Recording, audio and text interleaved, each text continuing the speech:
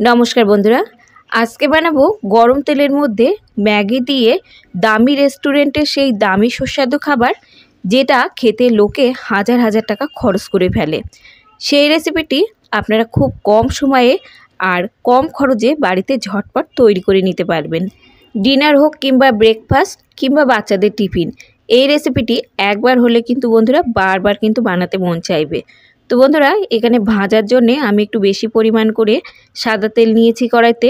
একটু বেশি পরিমাণেই নেবেন, যেহেতু ম্যাগিটাকে উল্টে পাল্টে একটু লাল লাল করে ভেজে নিতে হবে। তাই এখানে আমি একটু বেশি পরিমাণেই সাদা তেল নিয়েছি।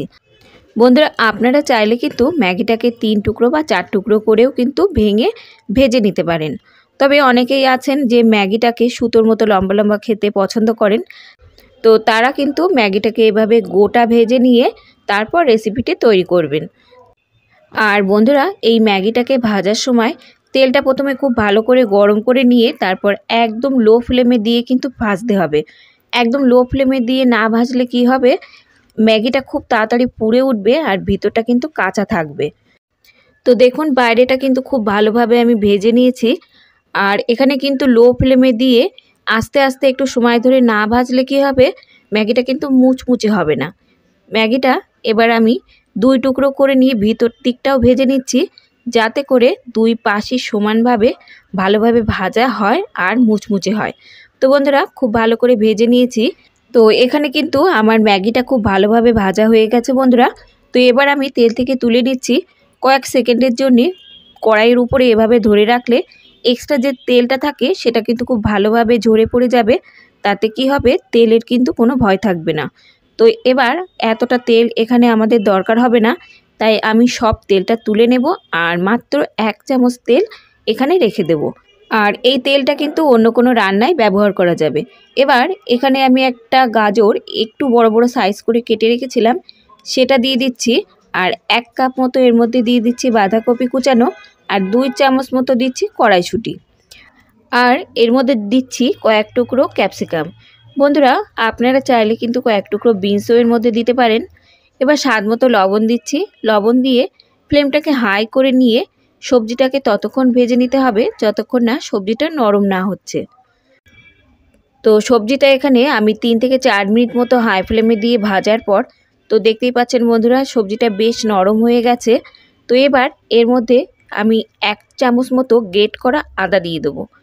আদাটা দিয়ে আরও 1 থেকে 2 মিনিটের মতো ভেজে নিতে হবে, যাতে করে আদার যে কাঁচা গন্ধটা সেটা চলে যায় আর সঙ্গে সবজিটাও যাতে আরও একটু নরম হয়ে যায়। তো আরও 2 থেকে 3 মিনিট মতো এভাবে ভেজে নেবার পর এবার এর মধ্যে আমি যোগ করে দিচ্ছি একটা বড় সাইজের পেঁয়াজ, একটু বড় বড় টুকরো করে আমি কেটে রেখেছিলাম, সেটা দিচ্ছি। বন্ধুরা, এখানে কিন্তু পেঁয়াজটা আমি আগেই দিইনি, পেঁয়াজটা আগে দিলে কিন্তু পুড়ে যেত, তাই পেঁয়াজটা কিন্তু এভাবে পরেই দিতে হবে। আর সঙ্গে দিচ্ছি একটা বড় সাইজের টমেটো। তো এবার এই পেঁয়াজটাকে এমনভাবে ভাজতে হবে যাতে করে পেঁয়াজটা পুড়ে না যায় আবার নরম হয়ে যায়। তো পেঁয়াজটা ভাজতে আমার আরও 1 থেকে 2 মিনিট মতো সময় লেগেছিল। এবার পেঁয়াজটা নরম হয়ে গেলে এর মধ্যে আমি দিচ্ছি হাফ গ্লাস মতো জল, আর ম্যাগির মধ্যে যে মশলাটা থাকে সেই মশলাটাও সঙ্গে দিয়ে দিচ্ছি। এবার যেটা করতে হবে বন্ধুরা, এই ঝোলটা যতক্ষণ না ফুটে উঠছে ততক্ষণ কিন্তু আমাদের এখানে অপেক্ষা করতে হবে। ঝোলটা যখনই ফুটে উঠবে তখনই একটা বাটিতে হাফ কাপ মতো জল নিতে হবে। হাফ কাপ মতো জলের মধ্যে নিতে হবে 1 চামচ মতো কর্নফ্লাওয়ার। আর এই কর্নফ্লাওয়ারটাকে খুব ভালোভাবে জলের সঙ্গে মিশিয়ে নিতে হবে, যাতে করে কোনো রকম যেন কর্নফ্লাওয়ারের দলা না থাকে। বন্ধুরা, এই কর্নফ্লাওয়ারটা দেওয়ার ফলে এই যে ঝোলের গ্রেভিটা সেটা কিন্তু বেশ মাখা মাখা হয়ে যাবে আর খেতে কিন্তু আরও ভীষণ টেস্টি হবে।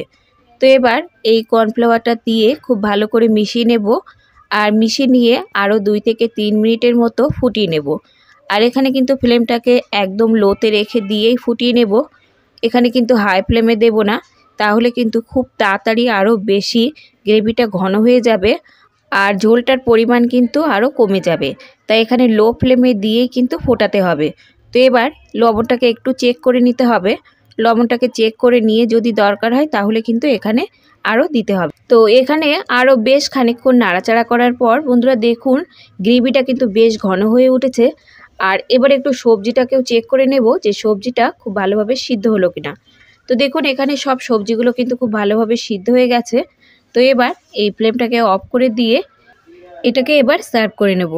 তৈরি হয়ে গেল আমাদের দামি রেস্টুরেন্টের দামি সেই সুস্বাদু খাবার। এবার এখানে ম্যাগি নুডলটাকে আমি একটু টুকরো করে নিচ্ছি, ভেঙে গুঁড়িয়ে নিচ্ছি না।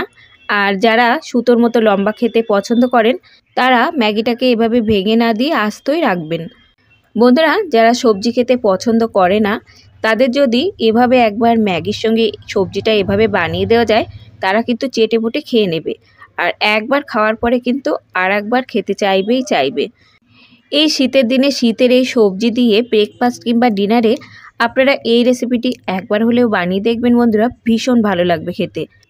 বন্ধুরা, এই রেসিপিটির নাম হলো আমেরিকান চপসি, যেটা দামি রেস্টুরেন্টের সেই সুস্বাদু খাবার যা লোকে হাজার হাজার টাকা দিয়ে কিনে খায়।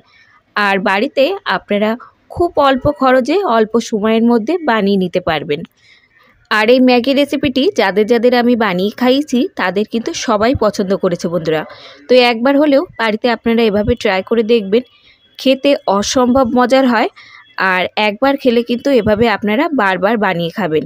এভাবে মুচমুচে ম্যাগি আর সঙ্গে এরকম একটা গ্রেভি সবজির তরকারি দিলে এতটা অসাধারণ লাগবে, এই শীতের দিনে একবার অন্তত বানিয়ে দেখবেন। রেসিপি ভালো লাগলে লাইক শেয়ার কমেন্টের সাথে সাথে চ্যানেলটাকে সাবস্ক্রাইব করে রাখার অনুরোধ রইল। আজ তাহলে এই পর্যন্ত বন্ধুরা, দেখা হবে অন্য কোনো রেসিপির সঙ্গে। ততক্ষণ সুস্থ থাকবেন, ভালো থাকবেন, ধন্যবাদ।